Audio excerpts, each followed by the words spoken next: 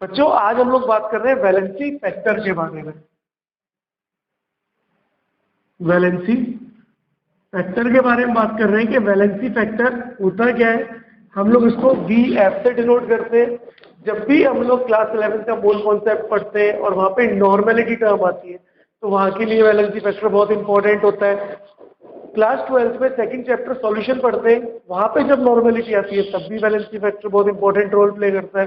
और जब हम लोग इलेक्ट्रोकेमिस्ट्री पढ़ते हैं क्लास 12 की तो वहां पे वैलेंसी फैक्टर का बहुत बड़ा रोल होता है। तो बहुत सारे चैप्टर्स में वैलेंसी फैक्टर टर्म आती है, रिडॉक्स रिएक्शन में भी वैलेंसी फैक्टर टर्म आती है। तो आज पहले हम लोग बात करते हैं कि वैलेंसी फैक्टर होता है क्या है। तो वैलेंसी फैक्टर हम लोग बहुत सारे कंपाउंड्स के लिए निकालते हैं, लाइक एसिड्स के लिए निकालते हैं, बेस के लिए निकालते हैं, सॉल्ट के लिए निकालते हैं। बहुत सारे रिडॉक्स रिएक्शंस के लिए भी हम लोग वैलेंसी फैक्टर निकालते हैं। तो रिडॉक्स रिएक्शन के लिए वैलेंसी फैक्टर जब देखेंगे जब हम लोग रिडॉक्स रिएक्शन पढ़ेंगे। अभी हम लोग एसिड बेस और सॉल्ट के लिए वैलेंसी फैक्टर देखते हैं। तो सबसे पहले हम लोग बात कर रहे हैं वैलेंसी फैक्टर के बारे में फॉर एसिड। एसिड के लिए वैलेंसी फैक्टर क्या होगा। तो एसिड के लिए जो वैलेंसी फैक्टर होता है वो हमेशा इक्वल होगा नंबर ऑफ एसिडिक या फिर रिमूवेबल हाइड्रोजन। तो एसिड के लिए वैलेंसी फैक्टर किसके इक्वल होगा, नंबर ऑफ एसिडिक या रिमूवेबल हाइड्रोजन के इक्वल होगा। अब क्या होते हैं एसिडिक हाइड्रोजन या रिमूवेबल हाइड्रोजन। तो हमारे जो एसिडिक हाइड्रोजन होते हैं या फिर रिमूवेबल हाइड्रोजन होता है वो हाइड्रोजन होते हैं जो डायरेक्टली बॉन्डेड होते हैं with the atoms having electronegativity. ध्यान से देखना, इलेक्ट्रोनेगेटिविटी इक्वल टू 3 और more than 3। That means acidic hydrogen, removable hydrogen कौन से हाइड्रोजन होंगे, वो हाइड्रोजन जो उन एलिमेंट से डायरेक्टली बॉन्डेड हो जिनकी इलेक्ट्रोनेगेटिविटी 3 हो या 3 से ज्यादा हो। देखो कैसे इलेक्ट्रोनेगेटिविटी कुछ एलिमेंट की मैं लिख रहा हूं। मैंने बोला nitrogen, oxygen, fluorine, chlorine, C triple bond C।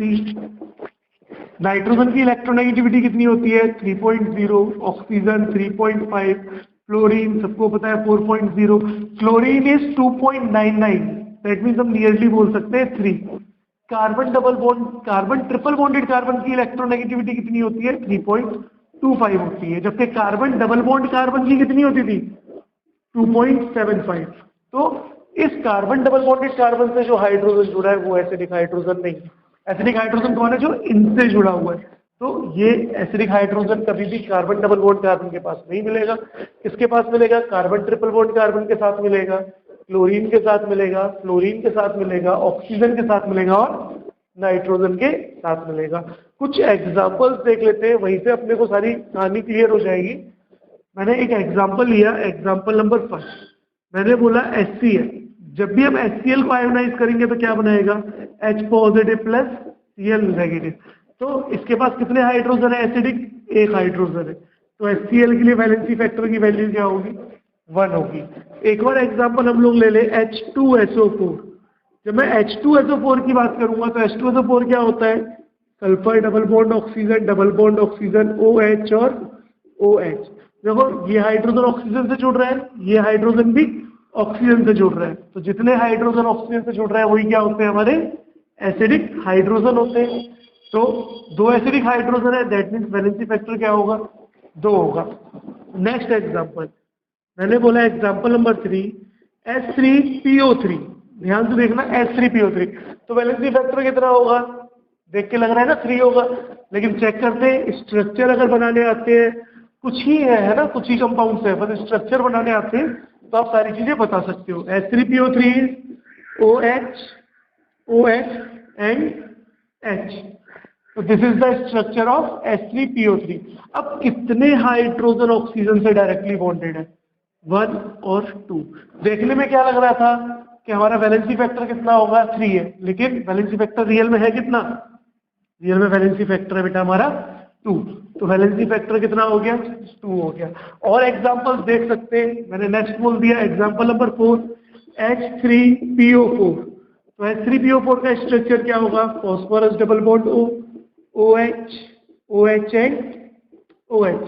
अब यहाँ पे एसिडिक हाइड्रोजन काउंट करो, 1, 2 and 3, that means valency factor कितना हो जाएगा? 3 हो जाएगा। और एग्जाम्पल देख लेते हैं, 5th एग्जाम्पल H3PO2। अगर हम H3PO2 की बात करें तो यहाँ पर हाइड्रोजन हमें 3 दिख रहे हैं, तो क्या लग रहा है कि वैलेंसी फैक्टर 3 है। लेकिन चेक करते हैं, phosphorus double bond O, OH, H और H, तो ऑक्सीजन से कितने हाइड्रोजन जुड़े हुए हैं? 1, तो वैलेंसी फैक्टर कितना होगा बेटा? यहाँ पर 1 होगा। And the last and the most important example H3BO3। जो हमारा H3BO3 है उसका वैलेंसी फैक्टर कितना होगा? तो जब मैं H3BO3 को बनाऊंगा तो H3BO3 का वैलेंसी फैक्टर क्या होगा? मैं एक काम करता हूँ, इसको ऊपर बना के बता देता हूँ आपको, है ना, वो ज्यादा बेटर रहेगा कि हम लोग इसको ऊपर लिख लें। तो देखो जरा, अगर हम लोग H3BO3 की बात करें तो H3BO3 का वैलेंसी फैक्टर कितना होगा? H3BO3, H3BO3 is orthoboric acid, H3BO3 is orthoboric acid. Structure क्या होगा? B। स्ट्रक्चर क्या होगा? बोरोन, ऑक्सीजन, ऑक्सीजन, ऑक्सीजन, और तीनों ऑक्सीजन से कौन जुड़ा हुआ है? हाइड्रोजन जुड़े हुए हैं। तो H3PO3 में एसिडिक हाइड्रोजन में कितने दिख रहे हैं? 1, 2, 3, दैट मीन्स इसका वैलेंसी फैक्टर कितना होगा? 3, है ना, यहीं से देख रहे हैं। लेकिन ये हमारा बच्चों गलत है, हमारा H3PO3 में वैलेंसी फैक्टर 3 नहीं होता है। क्यों? देखो, H3PO3 जो है, अगर आपने पढ़ा हो तो H3PO3 जो है क्लास 11th के P ब्लॉक में दिया हुआ है, पिंक बॉक्स में लिखा हुआ है, वहां पे मेंशन है कि H3PO3 is the very weak acid, या बोल सकते हैं वीकेस्ट एसिड, बहुत कमजोर एसिड है। क्यों? क्योंकि वो वाटर में H पॉजिटिव आयन नहीं दे पाता। और क्यों H पॉजिटिव आयन नहीं दे पाता? जरा देखो, बोरोन के ऑक्टेट में कितने इलेक्ट्रॉन है, जरा काउंट करो, 1, 2, 3, 4, 5, 6, दैट मीन्स बोरोन का ऑक्टेट कैसा है? इनकम्प्लीट है। अगर बोरोन का ऑक्टेट इनकम्प्लीट है तो भाई वो अपना H पॉजिटिव आयन क्यों देगा, है ना? जिसका ऑक्टेट इनकम्प्लीट है वो डोनेट क्यों करेगा? तो H3PO3 जो है वो कभी भी मीडियम में H पॉजिटिव आयन नहीं दे सकता। तो फिर क्या करेगा? अब एसिड क्या होता है? कोई भी सब्सटेंस जो है वो एसिडिक कब कहलाएगा?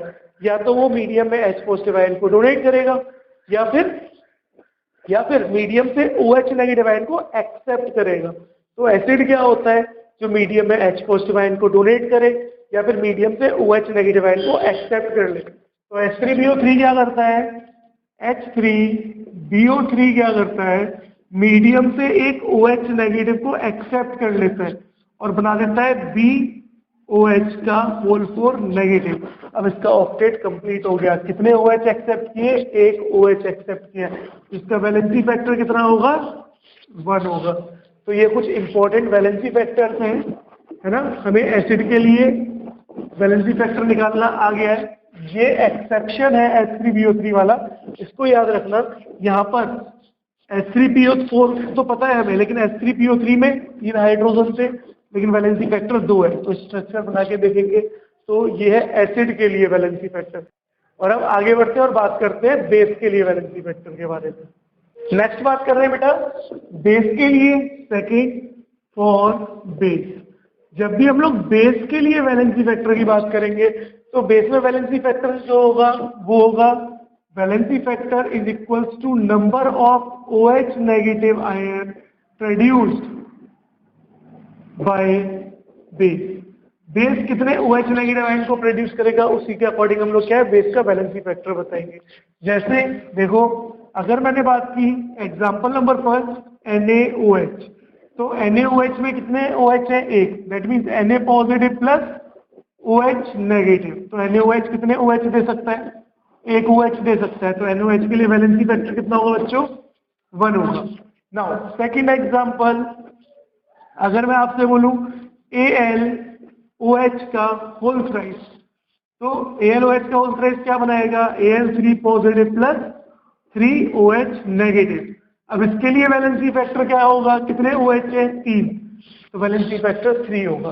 देखो एक और एग्जांपल की बात करें, मैंने बोला MgOH का होल ट्वाइस, तो इसको आयोनाइज किया तो क्या बनाएगा, Mg2 positive plus 2OH negative. तो बच्चों वैलेंसी फैक्टर कितना होगा, 2OH है तो वैलेंसी फैक्टर होगा 2। नेक्स्ट, अगर मैंने बात की NH3 के लिए, तो NH3 भी बेस है, लेकिन क्या NH3 के पास OH नेगेटिव आयन है, नहीं है। जब NH3 के पास OH नेगेटिव आयन है, दैट मींस हम वैलेंसी फैक्टर को यहाँ OH से डिफाइन नहीं कर सकते इन केस ऑफ NH3। तो अब हम लोग क्या करेंगे, हम लोग यहाँ पर जब भी NH3 जैसे कंपाउंड की बात होगी तो NH3 क्या है, एक बेस है। अब ये मीडियम में OH नेगेटिव आयन नहीं दे सकता। देखो बेस क्या होता है जो मीडियम में OH नेगेटिव आयन दे, तो NH3 मीडियम में OH नेगेटिव तो दे ही नहीं सकता क्योंकि इसके पास OH नेगेटिव है ही नहीं। लेकिन ये क्या कर सकता है, मीडियम से H पॉजिटिव आयन को एक्सेप्ट कर सकता है, तभी तो बेस बनेगा ना भाई। बेस क्या होता है, जो OH नेगेटिव आयन दे या फिर H पॉजिटिव आयन को एक्सेप्ट करे। तो ये क्या करता है, मीडियम से एक H पॉजिटिव आयन को एक्सेप्ट कर लेता है और बना देता है NH4 पॉजिटिव। और अब कितने H पॉजिटिव आयन एक्सेप्ट किए, 1, तो वैलेंसी फैक्टर कितना होगा NH3 का, 1। तो ये इंपॉर्टेंट एग्जांपल है, बाकी सब तो आप बता सकते थे, लेकिन NH3 के लिए हमारे वैलेंसी फैक्टर की डेफिनेशन क्या हो जाती है, चेंज हो जाती है। ये अपने को याद रखना है। नेक्स्ट हम लोग बच्चों बात कर रहे हैं लास्ट, फॉर सॉल्ट। जब सॉल्ट की बात करेंगे तो सॉल्ट के केस में जो है इलेक्ट्रोकेमिस्ट्री हमारी इन्वॉल्व हो जाएगी, यानी इलेक्ट्रोकेमिस्ट्री में जितने भी आप क्वेश्चन करोगे ज्यादातर विद रिस्पेक्ट टू सॉल्ट करोगे, तो सॉल्ट के लिए आपको वैलेंसी फैक्टर आना मस्ट है, बहुत जरूरी है ना, आना चाहिए। अब सॉल्ट के लिए जो वैलेंसी फैक्टर होता है, वो वैलेंसी फैक्टर हमेशा इक्वल होता है total number of positive charge या फिर total number of negative charge, total number of positive charge या total number of negative charge, किसी एक को ही कंसीडर करना है, दोनों को कंसीडर मत कर लेना।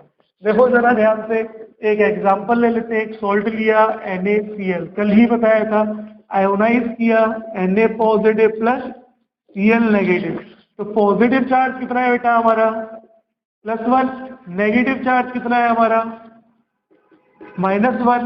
तो वैलेंसी फैक्टर क्या होगा, या तो पॉजिटिव कंसीडर करेंगे या फिर नेगेटिव कंसीडर करेंगे, तो वैलेंसी फैक्टर 1। एक और एग्जांपल ले लेते हैं, मैंने बोला Al2SO4 का होल थ्राइस। जब Al2SO4 के होल थ्राइस की बात करेंगे, जब हम लोग Al2SO4 के होल थ्राइस की बात करेंगे तो इसको आयोनाइज कर रहे हैं 2Al 3 positive plus 3SO4 2 negative. अब जरा बताओ पॉजिटिव चार्ज कितना है, बहुत ध्यान से देख के बताना। पॉजिटिव चार्ज कितना है, 2 × 3 है ना, 2 × +3, तो 2 3 +6। अच्छा नेगेटिव चार्ज बताओ कितना है हमारा, 3 × -2, तो 3 2 अगेन -6। तो बच्चों वैलेंसी फैक्टर कितना होगा अपना, वैलेंसी फैक्टर होगा अपना 6। वैलेंसी फैक्टर के साथ हम लोग साइन को यूज नहीं करते, याद रखना। तो वैलेंसी फैक्टर कितना हो गया अपना, 6 हो गया। और अच्छा देखो एक चीज और है, बच्चे कई बार ऐसा बोलते हैं सर अगर पॉजिटिव चार्ज की वैल्यू अलग है और नेगेटिव चार्ज की वैल्यू अलग है तो किसको कंसीडर करेंगे। भाई अगर कोई भी सॉल्ट बनता है या कोई भी कंपाउंड बनता है तो वो जब तक स्टेबल नहीं होगा जब तक उसमें total number of positive and total number of negative charge क्या है, इक्वल ना हो। तो हमेशा याद रखना ऐसा कभी होगा ही नहीं कि पॉजिटिव और नेगेटिव की वैल्यू अलग आए। अगर कंपाउंड आपको दिया है एग्जामिनर ने और वैल्यू पॉजिटिव नेगेटिव की अलग अलग आ रही है, दैट मीन्स आप कहीं पे गलती कर रहे हो, तो उसको क्रॉस चेक करो क्योंकि पॉजिटिव और नेगेटिव की वैल्यू हमेशा क्या है, सेम आनी चाहिए। एक एग्जांपल और देखो, K2SO4 डॉट Al2SO4 का होल थ्राइस डॉट 24 वाटर। क्या बोलते हैं इस कंपाउंड को, इसको बोलते हैं पोटाश एलम, पोटाश एलम। फिटकरी, ये फिटकरी का फॉर्मूला है, फिटकरी का है ना। अब इसमें जो 24H2 है ना, ये है वाटर ऑफ क्रिस्टलाइजेशन, ये है वाटर ऑफ क्रिस्टलाइजेशन। तो हमेशा याद रखना वाटर ऑफ क्रिस्टलाइजेशन को हम कभी भी आयोनाइज नहीं करते, तो सिर्फ आयोनाइज कौन सा पार्ट होगा, ये वाला। तो K2SO4 को आयोनाइज किया तो K2SO4 क्या बनाएगा, 2K positive plus SO4 2 negative, Al2SO4 को आयोनाइज किया तो ये क्या बनाएगा 2Al 3 positive plus 3SO4 2 negative. Water of crystallisation कभी भी आयोनाइज नहीं करते हम, तो नॉट आयोनाइज, इसको हम कभी आयोनाइज नहीं करेंगे। अब टोटल पॉजिटिव चार्ज देखो भाई और नेगेटिव चार्ज देखो जरा। अगर पॉजिटिव की बात करें तो 2 प्लस 2 3 जा 6, 2 plus 6 is 8, that means positive is plus 8। Negative देखो -2 इसके ऊपर है, 3 2 जा 6, 6 और 2 फिर से कितना हो गया -8, तो वैलेंसी फैक्टर पोटाश एलएम के लिए कितना हो जाएगा, वैलेंसी फैक्टर हो जाएगा 8। तो हमने एसिड का वैलेंसी फैक्टर निकालना सीख लिया, जहाँ पे एसिडिक हाइड्रोजन देखते थे, बेस के लिए OH नेगेटिव देखते थे, दोनों के एक्सेप्शंस देख लिए, और हमने सॉल्ट के लिए भी निकालना सीख लिया। तो ये हमारा वैलेंसी फैक्टर होता है खत्म।